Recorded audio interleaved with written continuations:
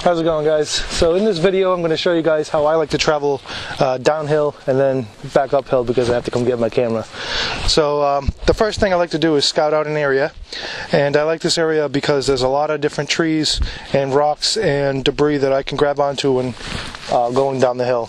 And then I like to test the terrain. Now this is there's a bunch of snow on the ground and you can see a couple of rocks on the way down. But this snow is very solid, but it is slippery, so I have to be cautious.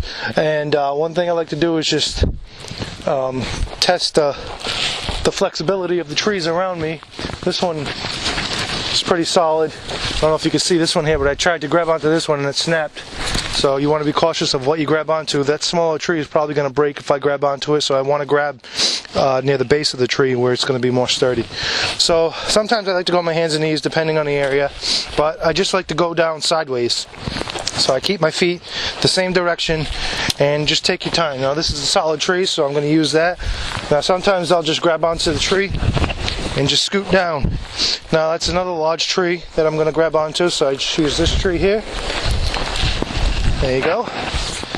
This is a smaller tree. I don't want to put a lot of tension on this tree because it could snap.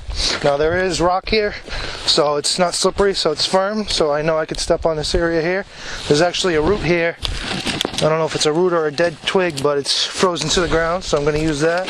Now this is pretty much snow all the way down, so I like to keep one foot facing uphill and use it as almost like a sled, and then my other foot I'm going to use as a brake.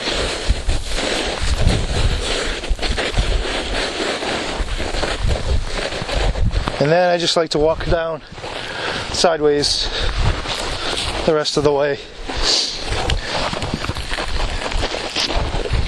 And you just kind of want to bounce around and just use all the objects around you to get down the hill. Now getting down is a lot easier than going back up. So now that I'm down, I'm going to show you guys.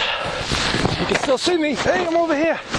I know you can hear me good because I got the mic attached to me. So now on my way back up, I like to keep, I don't know if you guys can see me here, but I like to keep my feet out in both opposite directions and walk up sideways, but my feet are facing outwards.